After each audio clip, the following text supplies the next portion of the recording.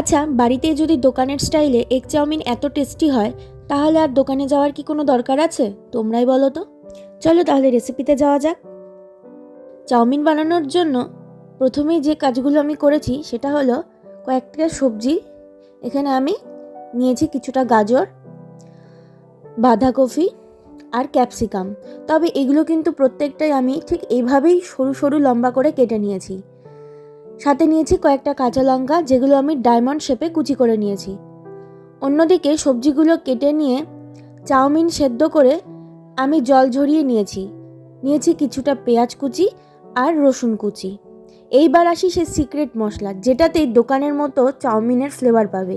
নিয়েছি কয়েকটা গোলমরিচ, দুটো এলাচ, একটা জয়িত্রী, দুটো শুকনো লঙ্কা, দারচিনি আর লবঙ্গ। এবার কড়াইতে সবগুলো দিয়ে একটু নুন ছিটিয়ে ভালোভাবে নাড়াচাড়া করে ভেজে এভাবে গুঁড়ো করে নিয়েছি।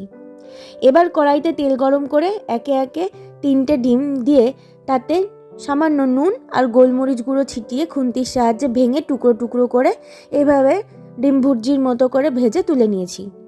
ওই কড়াইয়ে আবার কিছুটা তেল গরম করে তাতে একে একে বাঁধাকপি, ক্যাপসিকাম আর কাঁচা লঙ্কা দিয়ে হালকা ভেজে নিয়েছি, কারণ গাজরটা ভাজতে তো খুব একটা সময় লাগে না। তারপর দিয়ে দিয়েছি গাজর। এবার আরেকটু ভেজে নিয়ে কেটে রাখা পেঁয়াজ আর দিয়েছি রসুন কুচি দিয়ে আবারও ভালো করে ভেজে নিয়ে দিয়ে দিলাম গোলমরিচ গুঁড়ো। এইবার নাড়াচাড়া করে দিয়ে দিলাম 2 চামচ মতো সয়া সস, দিলাম সামান্য একটু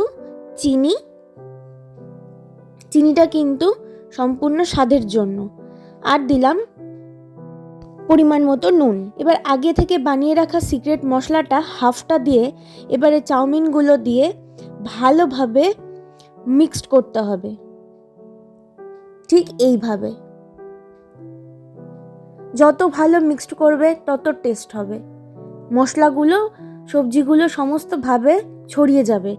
এরপর ভেজে রাখা ডিমগুলো দিয়ে আবারও মিক্সড করতে করতে কি যে সিক্রেট মশলাটা ছিল সেটাও দিয়ে দিলাম, দিয়ে আবারও খানিকক্ষণ নাড়াচাড়া করে ব্যাস তৈরি দোকানের স্টাইলের এগ চাউমিন। তোমরা প্লিজ একবার ট্রাই করো, বিশ্বাস করো এত টেস্টি হয়েছিল যে দোকানকেও হার মানাবে। এক্ষেত্রে আমি কিন্তু আজিনোমোটো দেইনি, কারণ সেটা স্বাস্থ্যের পক্ষে একদমই ভালো না। তোমরা চাইলে দিতেই পারো। আমি চাউমিনটাকে গ্রিন চিলি সস আর টমেটো সসের সাথে সার্ভ করেছিলাম, আর উফ কি যে টেস্ট! যাই হোক, তোমরা নিশ্চয়ই বানিও, আর ভালো লাগলে প্লিজ আমার পাশে থেকো, আমার পেজটাকে ফলো করে লাইক, কমেন্ট আর শেয়ার করো। তোমরা সবাই ভালো থেকো, বাই।